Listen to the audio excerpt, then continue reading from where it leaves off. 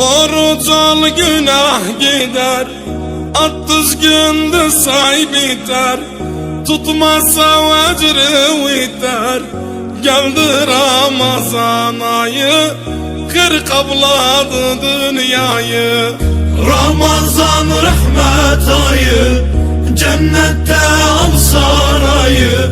Günde ver yetim payı, geldi Ramazan ayı, kır kabladı dünyayı. Ah sühürde var bereket, Peygamberden bu hakat.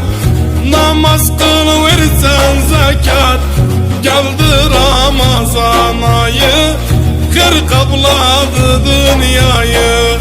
Ramazan rahmet ayı, cennette al sarayı. Günde ver yetim payı, geldi Ramazan ayı, kır kabladı dünyayı. Çok kılgın namazı, melekler yazar yazı. Dua yapalım razı, geldi Ramazan ayı, kır kabladı dünyayı. Ramazan rahmet ayı, cennette al sarayı. Günde ver yetim payı, geldi Ramazan ayı, kır kabladı dünyayı. Ah ortası mağfiretti, namaz farzdan sünnetti.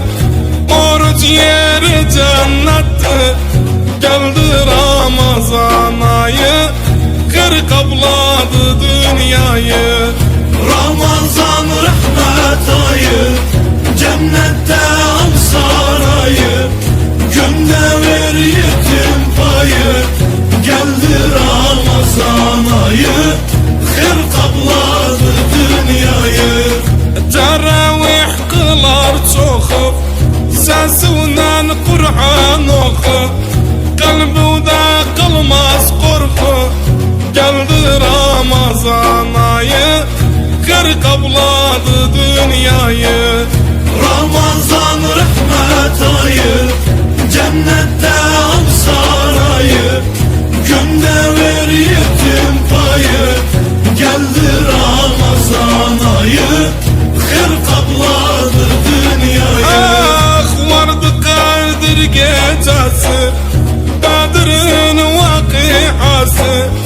İslamlığın asası, geldi Ramazan ayı, kır kabladı dünyayı.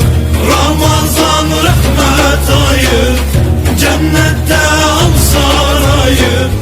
Günde ver yetim payı, geldi Ramazan ayı, kır kabladı dünyayı.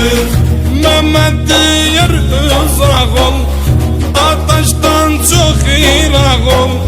Gül çiçekli bir bağ ol, geldi Ramazan ayı, kır kabladı dünyayı. Ramazan rahmet ayı, cennette al sarayı. Günde ver yetim payı, geldi Ramazan ayı, kır kabladı dünyayı. Ramazan rahmet ayı, cennette al sarayı. Günde ver yetim payı, geldi Ramazan ayı, kır kabladı dünyayı.